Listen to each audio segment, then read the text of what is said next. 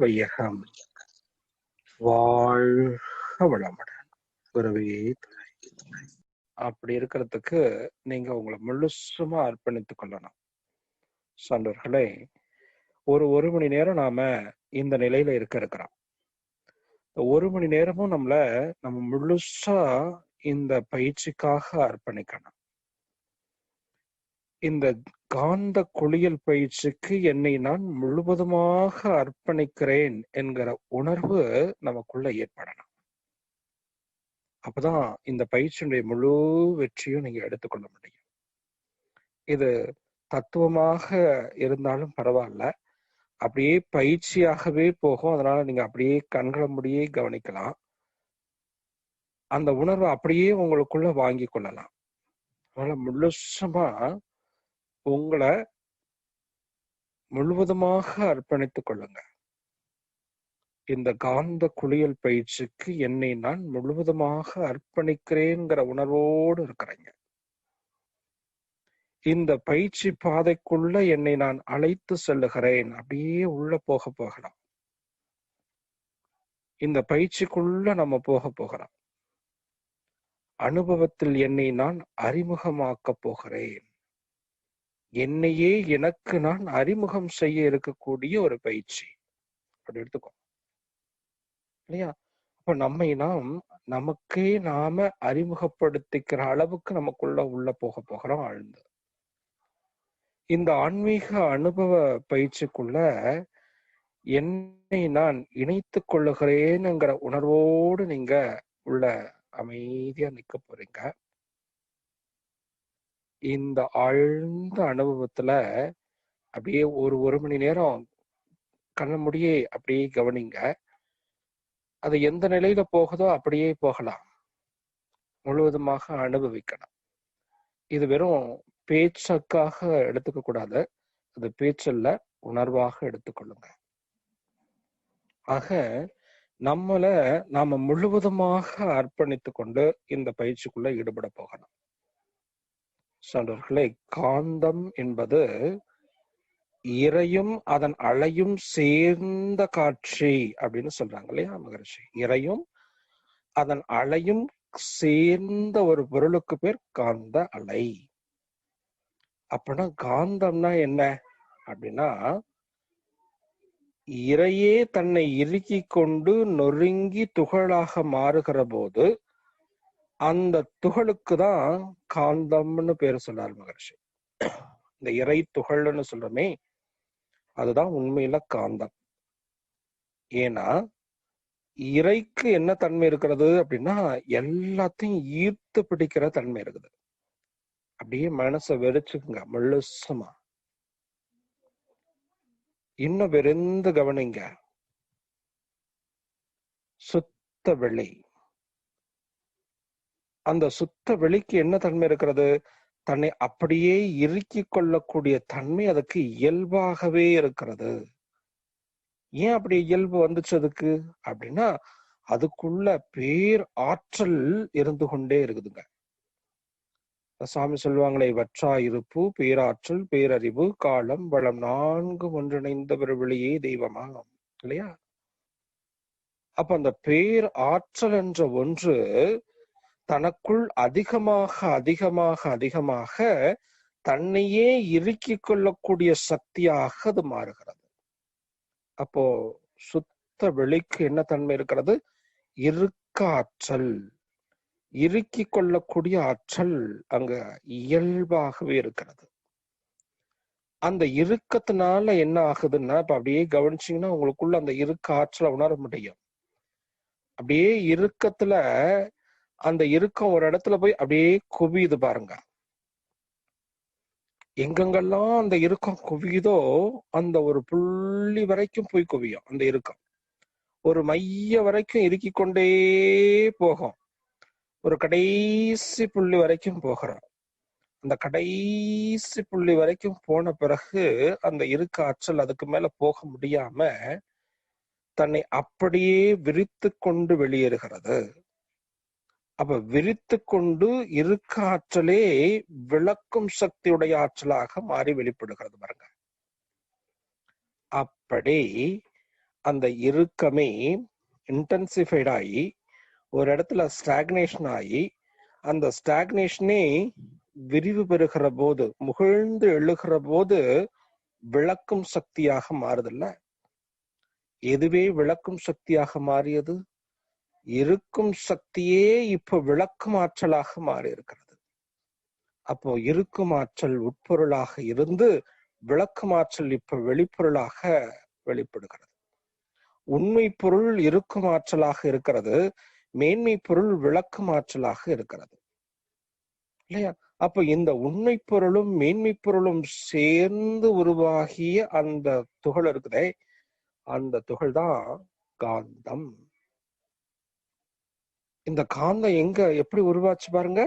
இறையே நொறுங்கி இப்போ காந்த துகளாக மாறி இருக்கிறது. அப்ப இதேதான் இப்ப காந்த துகளாக இருக்கிறது. இறையேதான் இப்பொழுது காந்தமாக மாற்றம் பெற்றிருக்கிறது இல்லையா? அதுதான் பரசிவ வெள்ளம் என்று சொல்லுகிறான் பாரதி. பரசிவ வெள்ளம் என்று சொல்லுகிற போது பரம் என்றது விரிந்த எல்லையற்றதாக இருக்கக்கூடியது. சிவபொருள், சிவம்னா ஸ்டாட்டிக் போர்ஸா நிலை பொருளாக இருக்கக்கூடியது. அந்த நிலை பொருளாக விரிந்து இருக்கக்கூடிய எல்லாம் உள்ள தெய்வம் அது எங்கும் உள்ளது நீக்கமரன்னு சொன்னார்ல மகரிஷி. அது மாதிரி எல்லா இடத்திலும் நீக்கமர எல்லையற்றதாக விரிந்து இருக்கக்கூடிய அந்த பரம்பொருளே இப்போ வெள்ளமாக மாறியது. அதனாலதான் பரசிவ வெள்ளம் என்று சொல்லுகிறான் பாரதி. வெள்ள அப்படின்னா தூய்மையான அப்படின்னு அர்த்தம். அப்படின்னா பிரணவம் அப்படின்னு பொருள்.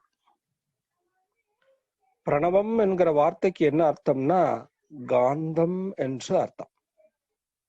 அப்ப தூய்மையான காந்த ஆற்றலாக எதுவே மாறுகிறது? பரம்பொருளே இங்கு தூய்மையான காந்த ஆற்றலாக மாறுகிறது. ஹைலி டிரான்ஸ்பரண்ட் மைட்டி டிவைன் ஃப்ளூயிடாக மாறுகிறது. சர்வ வல்லமை உடைய ஒளி ஊடுருவும் தெய்வீக பாய்ம பொருளாக இங்க மாறிவிடுகிறது இல்லையா? இந்த பாய்ம பொருள் எங்க இருக்குது அப்படின்னா உள்ளும் புறமும் உள்ளது எல்லாம் தானாகும் வெள்ளமன்று உண்டாம் அதனை தெய்வம் என்பார் வேதியரே. உள்ள எந்த பொருளுக்கு உட்பொருளாகவும் உள்ள போய் பார்த்தீங்கன்னா அதான் இருக்குது. அந்த பொருளாக இருப்பதும் அதுதான் இருக்குது. அதை சூழ்ந்து இருப்பதும் அதுதான் இருக்குது. அதை தாண்டி எதுவுமே இல்லை. உள்ளும் புறமும் உள்ளதெல்லாம் தானாகும். எப்படி ஒரு பயிரை ஒரு பிடி எடுத்து தண்ணிக்குள்ள போட்டீங்கன்னா இப்ப பயிருக்குள்ள தண்ணி, தண்ணிக்குள்ள பயிருங்கிற மாதிரி நாம அத்தனை பேரும் அத்தனை பொருட்களும் எதுதான் இந்த காந்தத்துக்குள்ளதான் மூழ்கி திளைத்து கொண்டிருக்கிறோம் இல்லையா?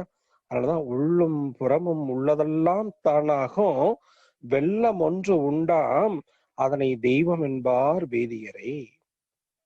அதை எப்படி தெரிஞ்சுக்கலாம்? காணுவன நெஞ்சில் கருதுவன உட்கருத்தை பேணுவன யாவும் பிறப்பந்த வெள்ளத்தே.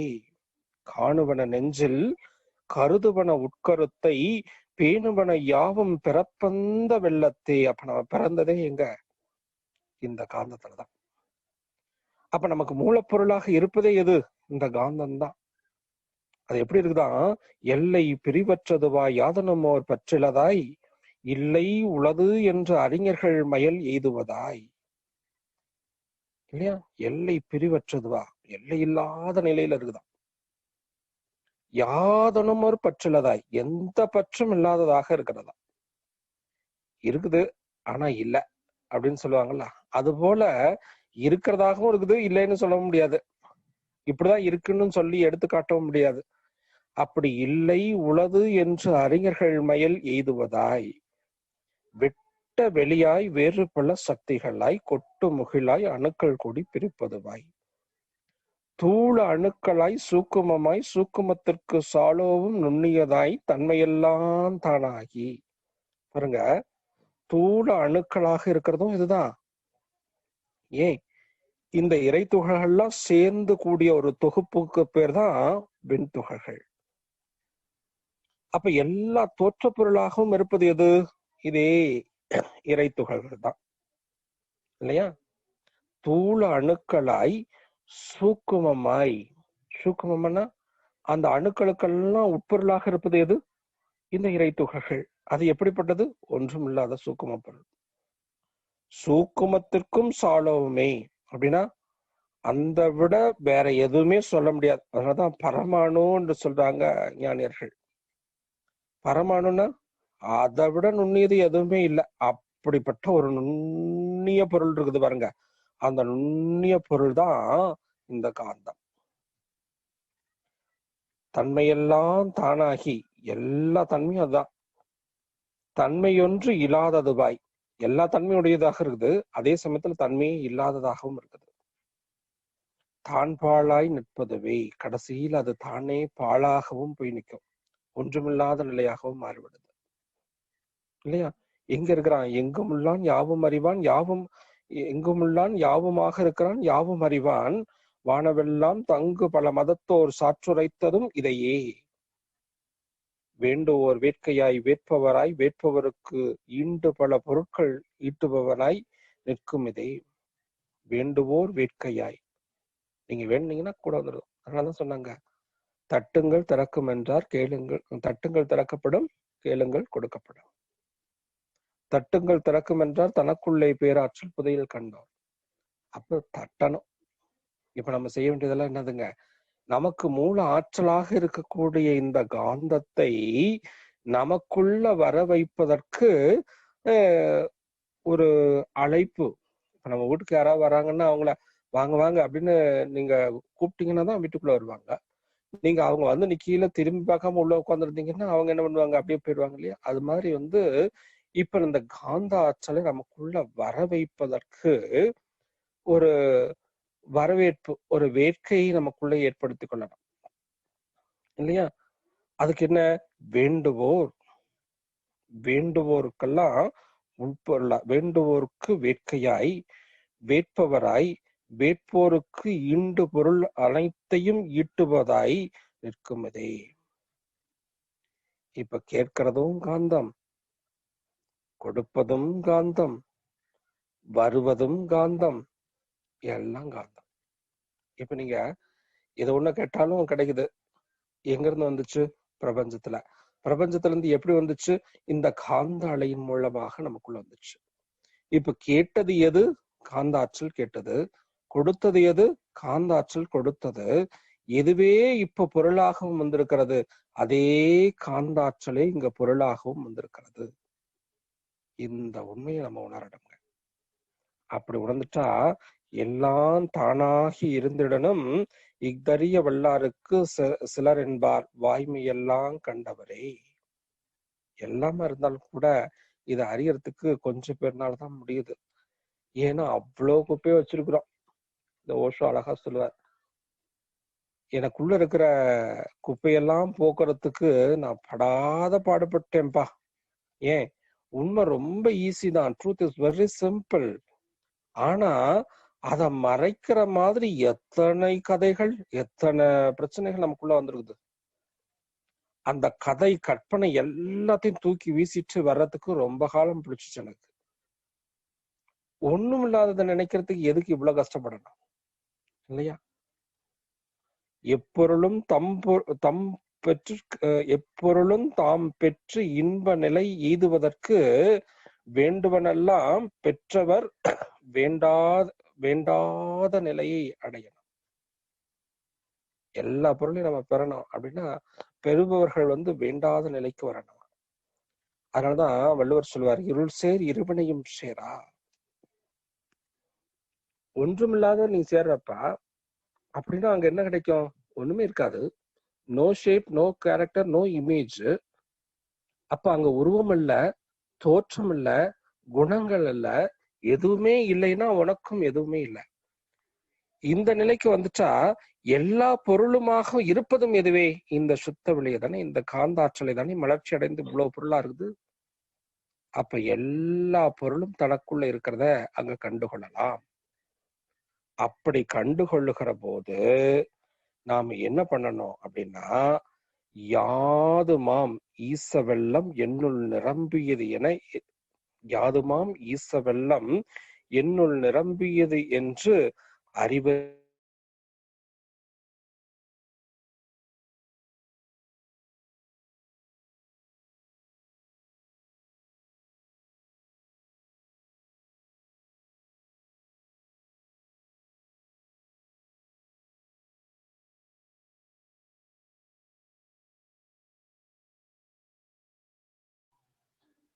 ஐயா வாழ்வுடன் பாஸ்கர் ஐயா. ஐயா மைக் ஆஃப் ஆயிடுச்சுங்க ஐயா. ஐயா ரொம்ப நேரம் ஆஃப் ஆயிடுச்சா? இல்லைங்க, இப்பதாங்க யாதுமாம் ஈசவெல்லம் என்னுள் நிரம்பியது என்று ஏத்துவது போதும், அதை உள்ளுவதே போதுமடா அப்படின்னு சொன்னாரு. எங்கேயும் இருக்கக்கூடிய அந்த ஈச வெள்ளத்தை எனக்குள்ள நிரம்பி இருக்குதுன்னு நினைச்சாலே போதுமாமா.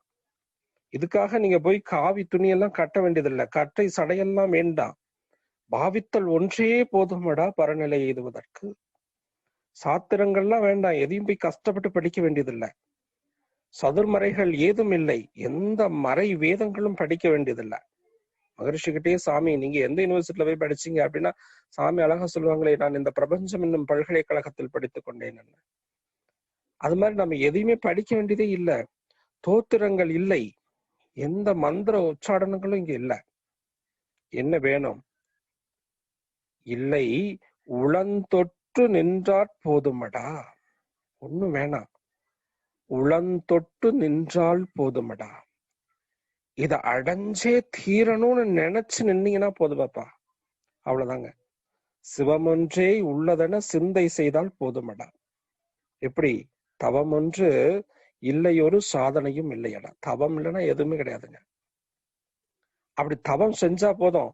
தவத்துல எப்படி இருக்கணுமா, சிவமொன்றே உள்ளதென சிந்தை செய்தால் போதுமடா. சிவம்னா என்ன? ஒண்ணுமே இல்லை. நான் சிவனேன்னு இருக்கிறேன்னு அர்த்தம்? ஒண்ணும் இல்லை. ஒன்றுமில்லாத ஒன்றாகவே நான் நிற்கிறேங்கிற அந்த நிலையில இருந்தாலே போதுமா. சந்ததமும் எங்கும் உள்ளான் தானாகி நின்ற சிவம் வந்தே என்னுள் பாயுதென்று வாய் சொன்னால் போதுமடா. எப்படி சொல்லாரு பாருங்க, சந்ததமும் எங்கும் எல்லாம் தானாகி நின்ற சிவம் வந்து என்னுள்ளே பாயுதென்று வாய் சொன்னால் போதுமடா. நீங்க நினைச்ச போதும், வாயில சொல்லணும், அப்படியே உள்ள வந்து பாயுது, எனக்குள்ள வந்து அப்படியே நிரம்புது அப்படின்னு நினைச்சா போதுமா. நித்த சிவவெல்லம் என்னுள் வீழ்ந்து நிரம்புதென்று சிந்தை மிசை கொள்ளும் சிரத்தை ஒன்றே போதுமடா. அந்த சிவ வெள்ளம் எனக்குள்ள அப்படியே வந்து நிரம்புறது போல பாவிச்சிங்கனாலே போதுங்க. அப்படியே நமக்குள்ள ஒரு அருவி போல கொட்டுவது போல பாவித்தாலே போதும், நமக்குள்ள அது வந்து நிரம்பிக்கொள்ளும் இல்லையா? அதுக்கு என்ன வழி அப்படின்னா, முதல்ல இந்த உடம்பு அசையாம நிக்க பழகணும். உடல் அசையாம நிக்க பழகிறதுக்கு உடலை மறந்து இருக்க பழகணும்.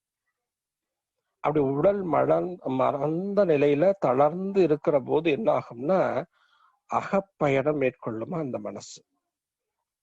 அப்படி அகப்பயணம் உள்ள போகுதுன்னா என்ன அர்த்தம் அப்படின்னா, உங்களுடைய மூச்சு கொஞ்சம் கொஞ்சமா ரொம்ப ஸ்லோ பிரீத்தா மாற ஆரம்பிக்கும்.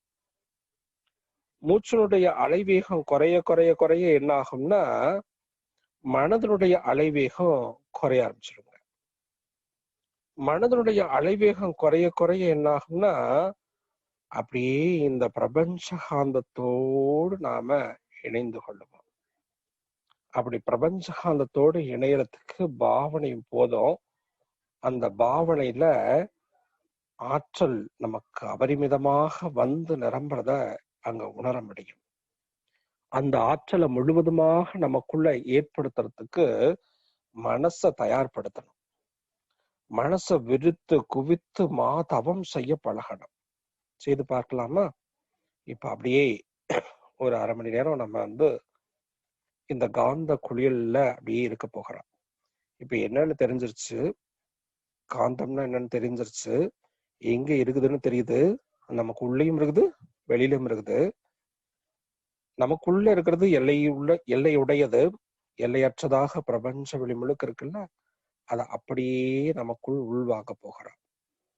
அப்படி உள்வாங்கிறதுக்கு நான் சொன்ன அந்த முறையில இப்ப உடலை தளர்த்தி அப்படியே உள்ள போகிறோம். கண்களை மூடி அப்படியே தவநிலையில இருக்க பழகுங்க. உடலும் மனமும் தளர்வாக இருக்கட்டும். உடலும் மனமும் தளர்வாக இருக்கட்டும். கைகளை கோர்த்து அப்படியே மடி மேல வச்சுக்கிறீங்க.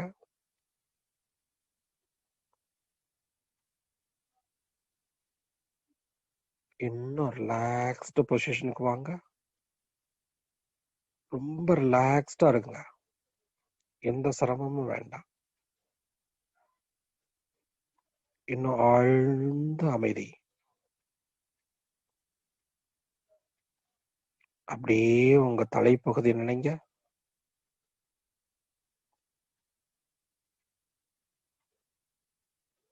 அப்படியே உள்ளுக்குள்ள வாங்க. தலைப்பகுதிக்குள்ள நினைவுபடுத்துங்க. எல்லா உறுப்புகளும் நல்ல ஓய்வு கொடுத்துடுங்க.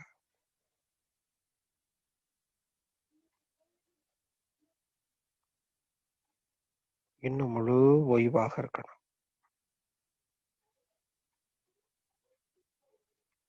உங்க ரத்தம், காற்று, வெப்பமெல்லாம் ஓடுவதை இப்ப நீங்க நல்லா உணர்றீங்க.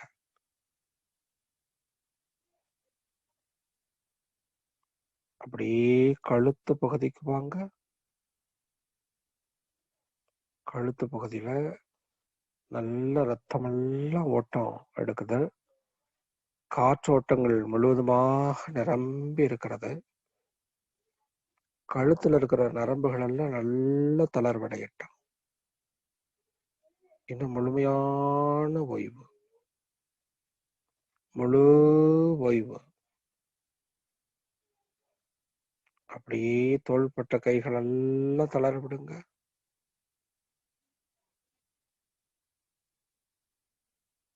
இன்னும் முழு ஓய்வுக்கு வாங்க. தோள்பட்டை கைகளுக்கெல்லாம் நல்ல ரத்த ஓட்டம், காற்றோட்டம் எல்லாம் ஓடி காந்த ஆற்றலால நிரம்பி வருகிறது. அப்படியே மார்பு பகுதி ஃபுல்லா நினைச்சுங்க.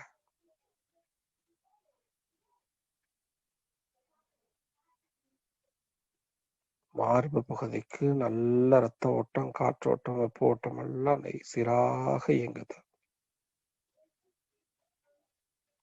மார்புல இருக்கக்கூடிய உறுப்புகள் எல்லாம் நல்ல பலம் பெற்று விட்டது. ஓய்வு நிலைக்கு இருக்கிறோம். அப்படியே வயிற்று பகுதி முழுவதையும் நினைத்துக் கொள்ளுங்க. வயிற்று பகுதி முழுவதும் நினைங்க. வயிற்று பகுதி முழுவதுக்கும் நல்ல ஓய்வு கொடுங்க.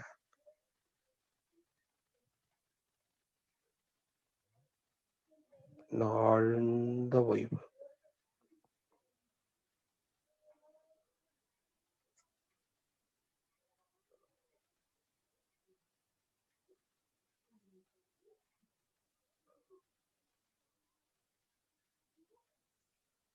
ஆழ்ந்த ஓய்வு.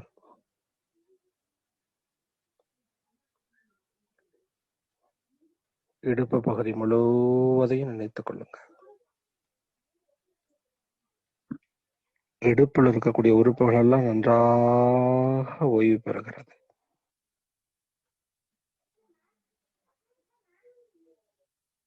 முழு ஓய்வுக்கு வரீங்க. ஓய்வு நிலை.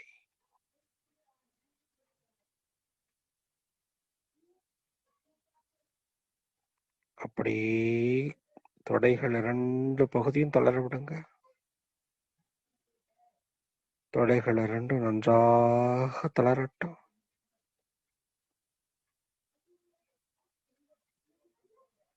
முழு ஓய்வுக்கு வரீங்க. தொடைப்பகுதி முழுவதுமாக ஓய்வு நிலை.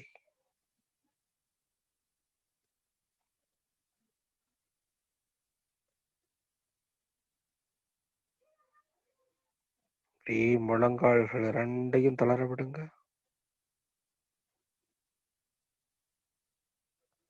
முழங்கால் பகுதி முழுவதுமாக தளர்ந்திருக்கிறது.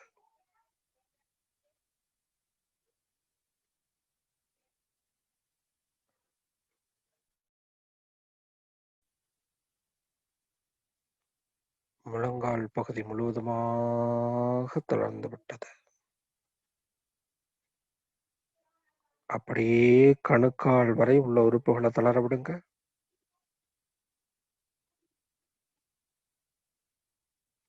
முழுமையான தளர்வு நிலை. கணுக்கால் வரை முழு ஓய்வு பெறுகிறது.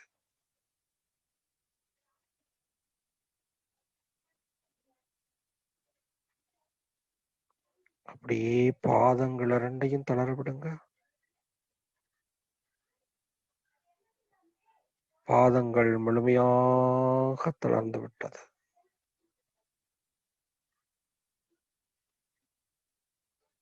முழு ஓய்வுல இருக்கிறோம்.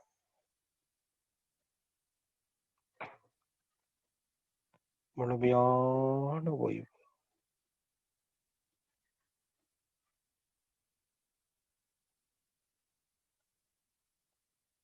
அப்படியே உடம்பு முழுக்க கவனிங்க.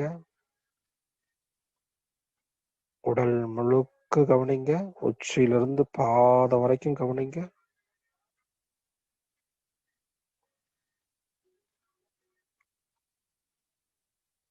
மண் என்ற தத்துவமே இங்கு எலும்பு சதைகளாக மாறியிருக்கிறது. நீர் என்ற பஞ்சபூதமே இங்கு இரத்தமாக மாறியிருக்கிறது. சூடு நமக்குள்ளாக ஒரு குறிப்பிட்ட அளவு அமைந்து இயங்குகிறது. காற்று மூச்சாக உடல் முழுவதும் ஓடுகிறது.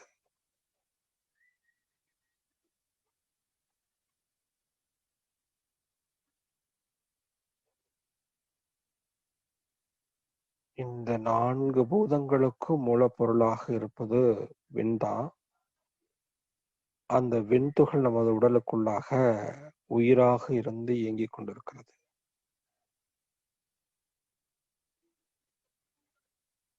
இன்னும் உள்ள கூர்ந்து உள்ள வாங்க. இந்த பருவுடல் கொஞ்சம் கொஞ்சமா மறையக்கூடிய நிலை. கோடானு கோடி விண்துகள்கள் நிறைந்த உடம்பாக இப்போ காட்சியளிக்கிறது.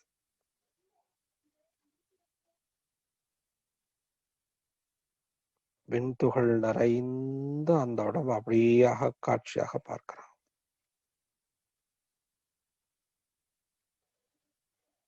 இதுதான் நுண்ணுடல் என்று சொல்லப்படுகிறது.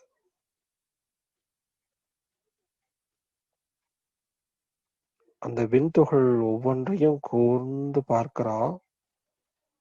ஒவ்வொன்றும் பல கோடி காந்த துகள்களை நிரப்பி வைத்திருக்கிறது.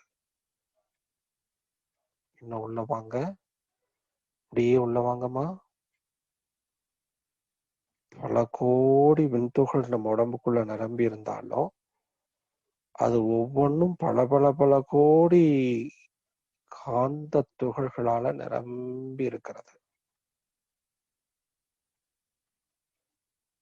இன்னும் உள்ள வாங்க. இப்ப பாருங்க, இந்த உடம்பே காந்தமாக நிற்கிறது. இந்த பருவுடல் கரைந்த நிலை, நுண்ணுடல் கரைந்த நிலை, காந்த உடலாக இருக்கிறோம்.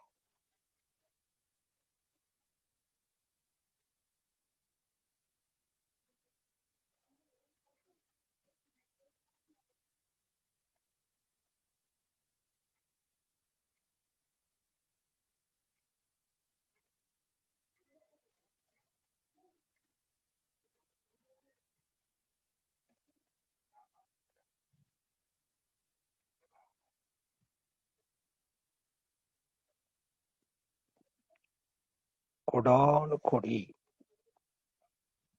காந்த துகள்கள் நிரம்பி இருக்கிறத இப்ப நம்ம நல்லா அனுபவிக்கிறோம். இந்த உடம்பே இப்போ ஒரு காந்த தன்மையுடைய ஒரு பொருளாக மாறி இருக்கிறது.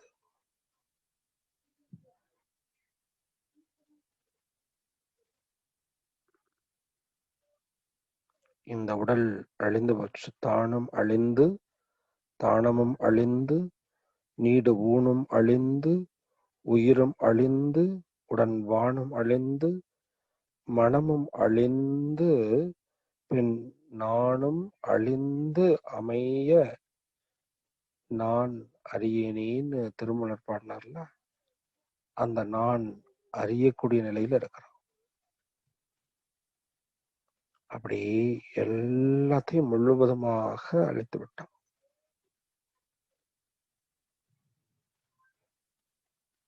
இந்த உடல் இப்ப இல்ல, மனம் இல்ல, உயிர் இல்ல, எல்லாம் இந்த பிரபஞ்ச வழியோடு கலந்து போச்சு.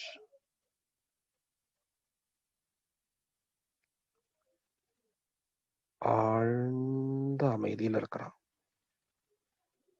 ஆழ்ந்த மூச்சு. இப்ப அந்த இயல்பா மூச்சு போயிட்டு வருது பாருங்க, அந்த ஆழமான மூச்சை கவனிங்க.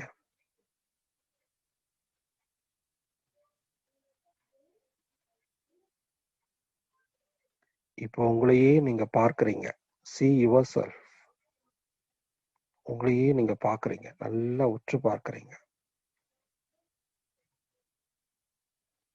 perceive yourself. இன்னும் உற்று பாருங்க. Realise yourself. உங்களை அப்படியே ரியலைஸ் பண்ணுங்க.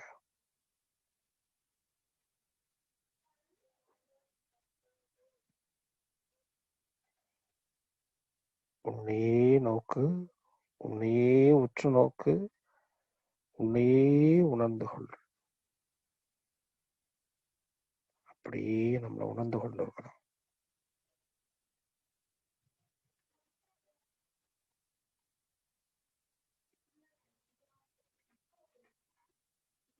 எவ்வளவு பெருசா மாறி இருக்குது இந்த உடம்புன்னு பாருங்கப்ப.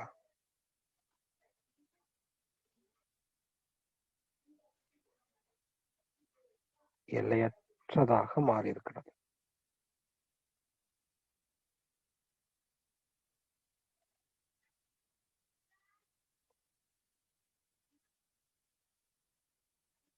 எல்லையற்றதாக மாறி இருக்கிறோம்.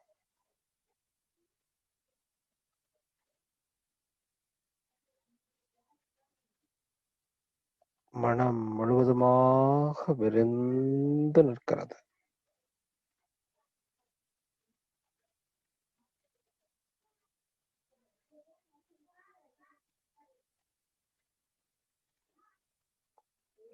இன்னும் அப்படியே வாங்க, இன்னும் வாங்க. இந்த மகாகாசத்தோடு நம்மளை இணைச்சுக்கிடலாம்.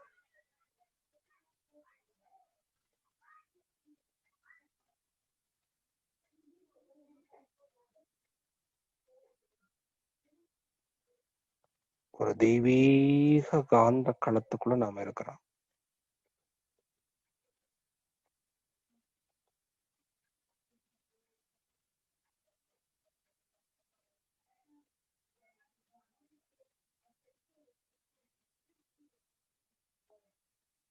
அப்படியே ஒரு 10 நிமிஷம் நல்லா அனுபவிங்க அந்த தெய்வீக நிலை. அந்த காந்தம் நமக்குள்ள நிரம்பி வழியறத அப்படியே பாவனை செய்யுங்க. இந்த உடம்புக்குள்ள இந்த பிரபஞ்ச காந்தம் அவ்வளவும் நிரம்பி தேங்குது.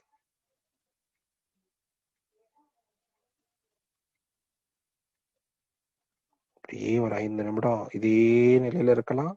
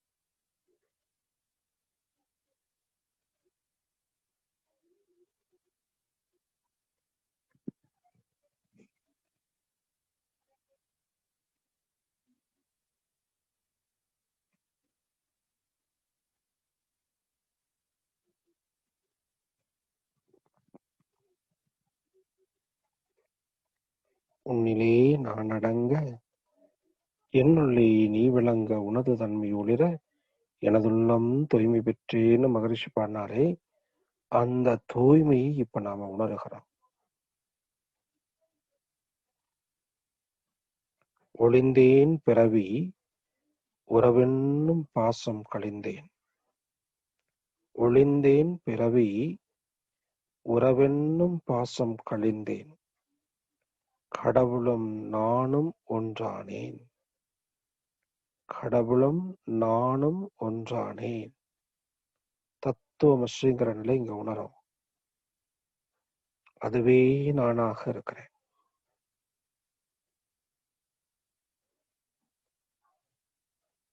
அழிந்து ஆங்கு இனிவரும் ஆக்கமும் வேண்டேன்.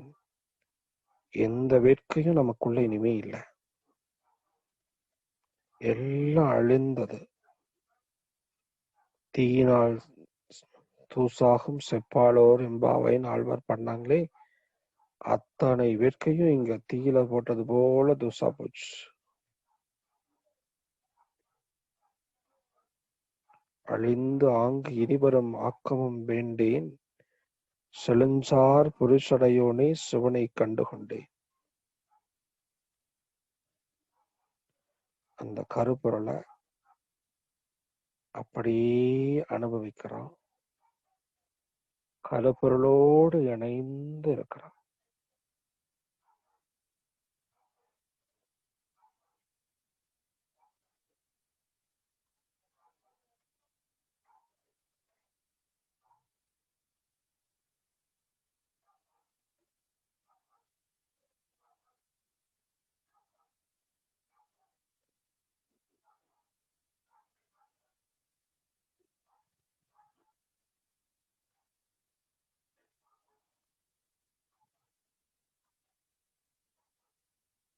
மனம் விருந்து குவிந்தது மாத்தவம் என்று சொன்னாரே, அந்த நிலையில இருக்கிறோம். மனசை விருத்த நிலையில வந்துட்டோம்.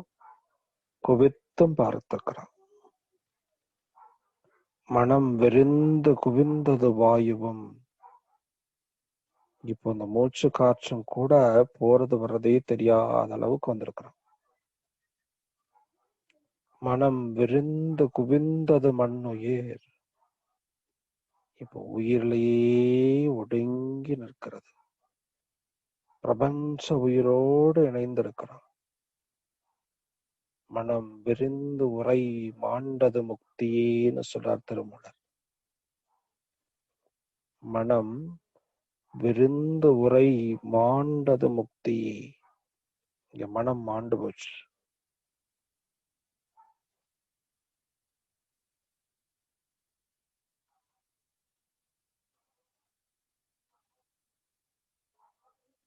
எவ்வளவு ஒரு தெய்வீகமான நிலையில இருக்கிறோம்னு பாருங்க.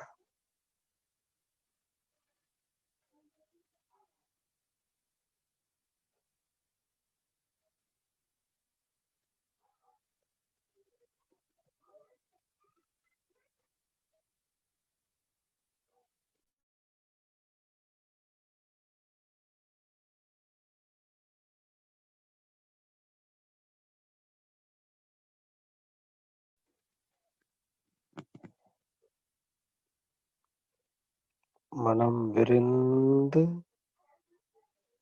இந்த பிரபஞ்ச களத்துல மாண்ட நிலையில இருக்கிறது.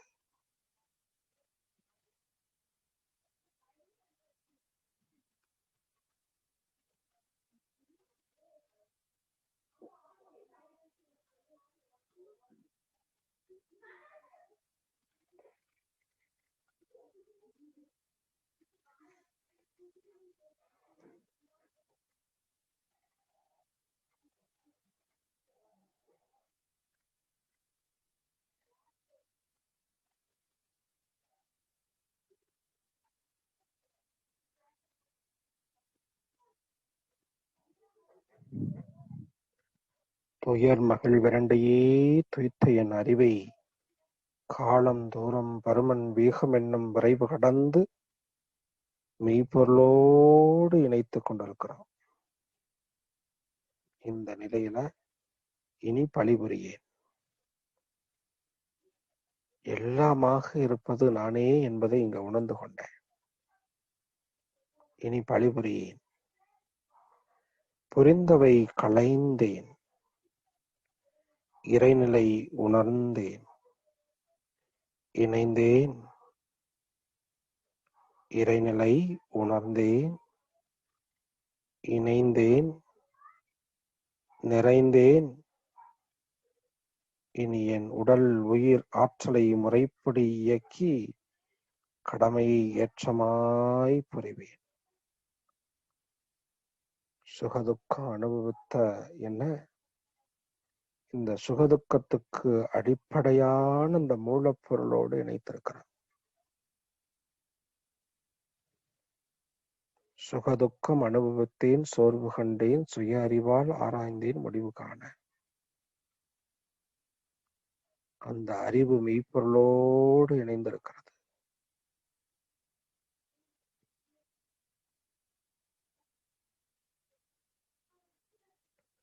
பாவனையா கவனிங்க.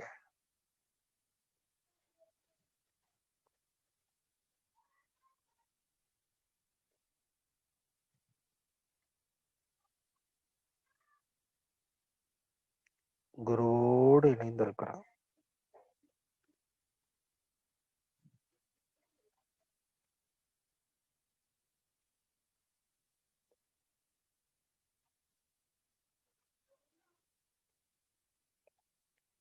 இப்ப அப்படியே வாங்க,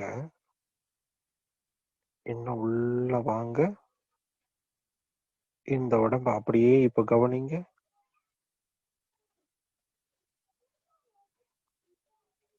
இறைத்துகளை கடந்து இப்போ வெண்துகள் நிலைக்கு வருகிறோம். வெண்துகளை கடந்து இப்ப பருவுடல் நிலைக்கு வருகிறோம்.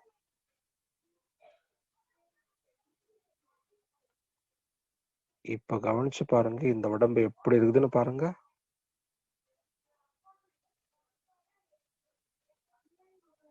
எவ்வளவு ஒரு தெய்வீக நிலையில இருக்கிறது பாருங்க.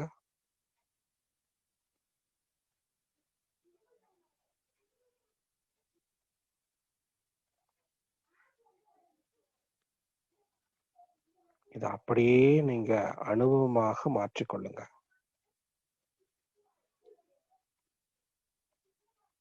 சந்ததமும் எங்கும் எல்லாம் தானாகி நின்ற சிவம் வந்தென்னுள்ளே பாயுதென்று வாய் சொன்னார் போதுமடான்னு சொன்னாரே, அந்த நிலையில அப்படியே நமக்குள்ள வந்து நிரம்புவது போல பாவனை. நித்த நித்த சிவவெள்ளம் வீழ்ந்து நிரம்புதென்று சித்தமிசை கொள்ளும் சரத்தை ஒன்றே போதும் நமக்கு. அப்படியே நமக்குள்ள அழகா நிரம்பி வழியுது. இந்த தெய்வீக பேரருளை அப்படியே நமக்குள்ள நிரப்பி கொண்டிருக்கிறோம்.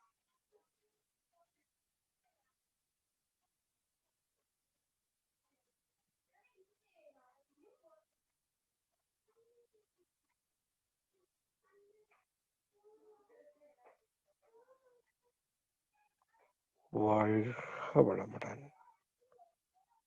அப்படியே நமக்கு நாமளே ஒரு சங்கல்பம் சொல்லிக்கோங்க. அருட்பேராற்றல் கருணையினால உடல்நலம், நீலாயுள், நிறை செல்வம், உயர்புகழ், மெஞ்ஞானம் ஓங்கி வாழ்வேன். அப்படியே சொல்லுங்க மனசுக்குள்ள. எவ்வளவு ஆற்றலோட இருக்கிறோம் இல்லையா? இந்த ஆற்றலோடு நீங்க உருப்படுத்திக் கொள்ளணும். அருட்பேராற்றல் கருணையினால நல்ல உடல்நலம், நீலாயுள், நிறை செல்வம், உயர்புகழ், மெஞ்ஞானம் ஓங்கி வாழ்வேன். ஒவ்வொருத்தரும் மனசுக்குள்ள அப்படியே சொல்லணும். வாழ்க வளமுடன். அருட்பேராற்றல் கருணையினால நீங்களும் உங்கள் அன்பு குடும்பமும் உடல்நலம், நீலாயுள், நிறை செல்வம், உயர்புகழ், மெஞ்ஞானம் ஓங்கி வாழ்வீர்களாக.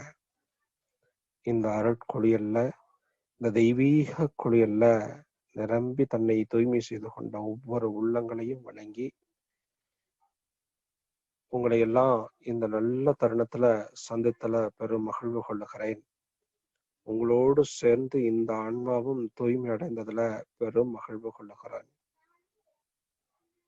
வாழ்க வளமுடன். வாழ்க வளமுடன். வாழ்க வளமுடன். இப்ப அப்படியே நிறைவு செய்து கொள்ளலாம். நம் மனதில் அமைதி நிலவட்டும். நம்மை சுற்றிலும் அமைதி நிலவட்டும். உலகம் முழுவதும் அமைதி நிலவட்டும். அமைதி, அமைதி, அமைதி. வாழ்க வளமுடன். சான்றோர் மக்களே, இந்த அருமையான தெய்வீக குளியல்ல நம்மை ஈடுபடுத்தி கொண்டு எப்பொழுதும் இந்த நிலையில ஊறி ஊறி திளைத்து நம்மை தூய்மை செய்து கொள்வதற்கு தான் தவத்தை மகரிஷி கொடுத்திருக்காங்க. அதனாலதான் பாரதி சொல்லுகிற போது கூட அதை சொன்னான் இல்லையா, தவம் ஒன்று இல்லையொரு சாதனையும் இல்லை, சிவமொன்றே உள்ளதுன்னு சிந்தை செய்தால் போதும். எப்போதும் இந்த நிலையை மறக்காம பார்க்கும் பொருளும் பார்க்கப்படும் பொருட்களும் இருக்கும் இடங்கள் அத்தனையும் அந்த ஒன்றை தவிர வேறு எதுவுமே இல்லை என்கிற அந்த சிந்தனையோடு அந்த பார்வையோடு வாழ பழகிற போது எல்லாமே தனக்குள்ளாக இருப்பதை நாம் புரிந்து கொள்ள முடியும். கண்ணாடி பார்க்க உணரலாம் உருவநிலை, உன்னாடி பார்க்க உணரலாம் உயிர் நிலைன்னு சொல்வார். எல்லா பொருளையும் உள்நாடி பார்க்கக்கூடிய அந்த அறிவை இந்த காந்த குளியல் உங்களுக்கு உதவி செய்யும். அந்த வகையில நீங்கள் எல்லாம் இந்த இறையோடு இணைந்து மென்மேலும் சிறப்புற வேண்டும் என்று சொல்லி வாழ்த்தி, இந்த வாய்ப்பு அளித்த திருப்பூர் மண்டலத்திற்கும் அதனை சார்ந்த அறக்கட்டளைகளுக்கும் இதை முறையாக இன்று ஒருங்கிணைத்துக் கொண்டிருக்கக்கூடிய பாண்டிய நகர் அறக்கட்டளைக்கும் சாமிண்டிபுரம் அறிவுத்திருக்கோயிலை சார்ந்த நிர்வாகிகளுக்கும் நன்றி கூறி நிறைவு செய்கிறேன். வாழ்க வளமுடன். வாழ்க வளமுடன். வாழ்க